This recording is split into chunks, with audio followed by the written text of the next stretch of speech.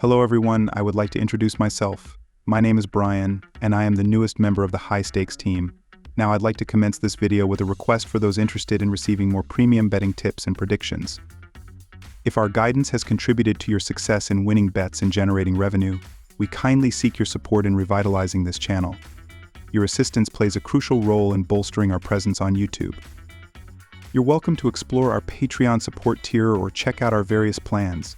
Multiple plans are available for each and every one of you seeking our premium picks.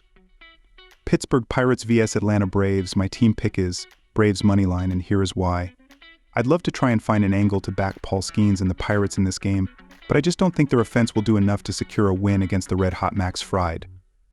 I'm going to back the Braves on the moneyline in this one.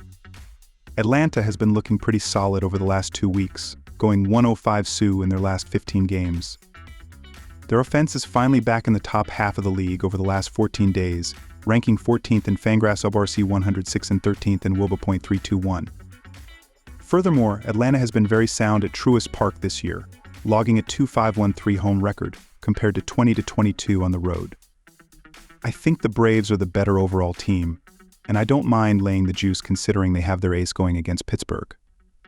My total pick is under 8 runs, and here is why. Pittsburgh's biggest issue this season has been its offense. Over the last 14 days, the Pirates are ranked 25th in both WRC 92 and WOBA.300. They're also striking out the 10th most over the last 2 weeks, 23.5%. Things won't get any easier for the Buccos on Saturday as they're running into a buzzsaw in Max Fried. The Southpaw owns a 1.59 ERA over his last 2 starts, 11.1 IP.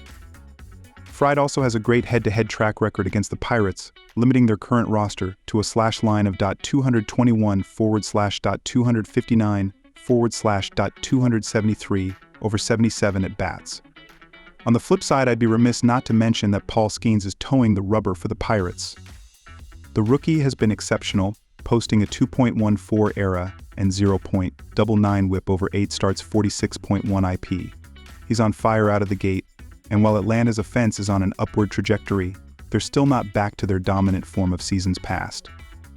I think Skeens can turn in another great outing, helping to keep this game under the total. New York Yankees vs Toronto Blue Jays. My team pick is New York Yankees to win, and here is why. While the New York Yankees are in the middle of a spiral, the Toronto Blue Jays are the inferior team and will struggle here. When looking at the pitching matchups for this game, Nestor Cortes Jr. has been the better overall pitcher than Chris Bassitt. Cortes has done well as he has pitched 20.0 innings and allowed just 5 runs on 11 hits in his previous 3 starts, while Bassitt is struggling to keep runners off base.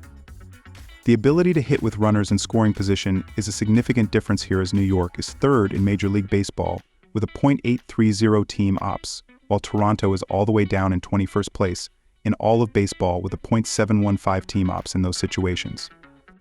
The ability to hit for home runs throughout the course of the season shows a big gap, as well as the Yankees are 2nd with 119 total homers, while the Blue Jays are 26th with 73 total home runs. My total pick is over 8 runs, and here is why. Until the New York Yankees can prove to get enough outs as a pitching staff, the over is going to be the better option. When diving into the pitching staffs throughout the previous 7 days, these teams are not doing too well as the Yankees are 29th in the sport with a 7.50 team ERA in their last 5 games, while the Blue Jays are 23rd in the majors with a 4.93 team ERA in their previous 5 games. Throughout the entire regular season so far, these bullpens are giving up runs at a decent rate. New York is 10th in the sport with a 3.58 bullpen ERA, while Toronto is 25th with a 4.52 reliever ERA so far. Colorado Rockies vs Chicago White Sox. My team pick is Chicago to win, and here is why. This is a battle between the 2 worst teams in each league, so something had to give. Both teams come into the weekend with fairly even momentum, which isn't much.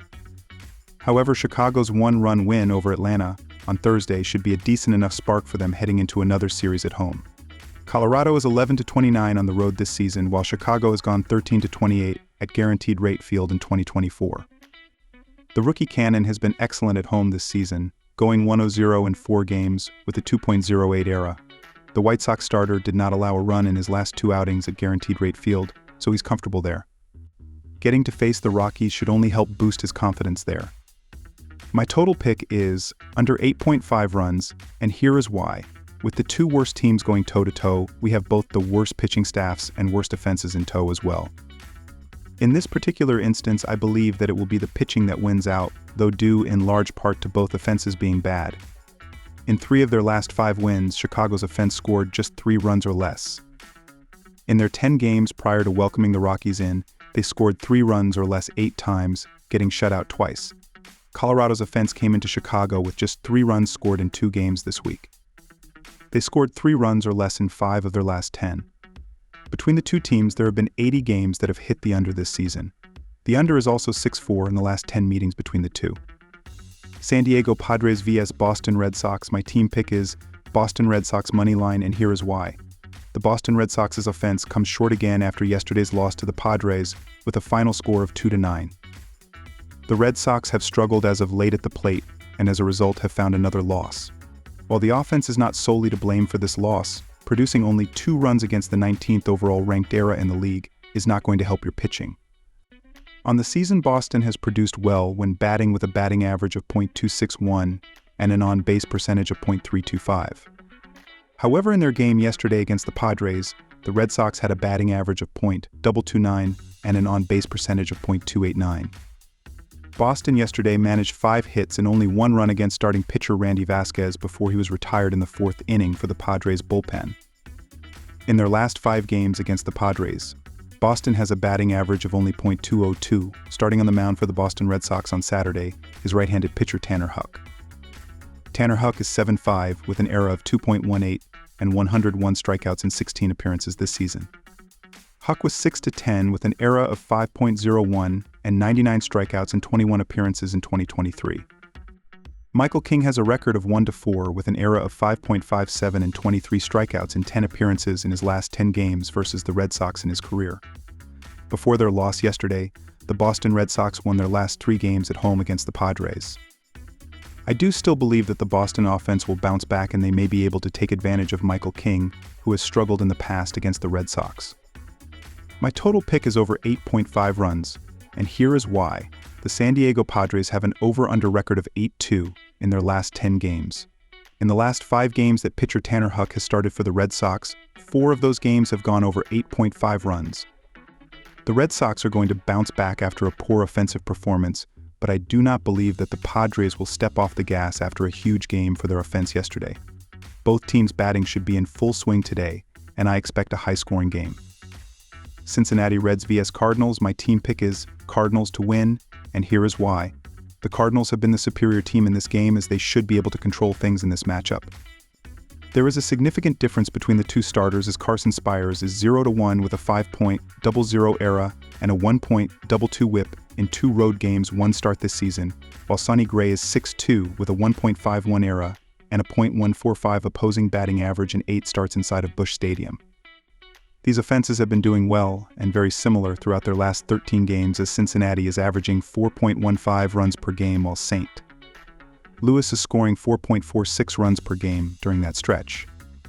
My total pick is under 8.5 runs. When looking at how these starting pitchers have done throughout June, they are doing well as Carson Spires is 1-1 with a 3.57 ERA and a 3.17 walk to strikeout ratio in 17.2 innings 3 games. 2 starts while Sonny Gray is 2-2 with a 3.16 ERA and a .157 batting average against in 31.1 innings 5 starts. These bullpens have also done well at limiting the amount of runs they are giving up as Cincinnati ranks 9th in the sport with a 3.53 reliever ERA while St. Louis is not too far behind as they are 11th in baseball with a 3.62 bullpen ERA up to this point.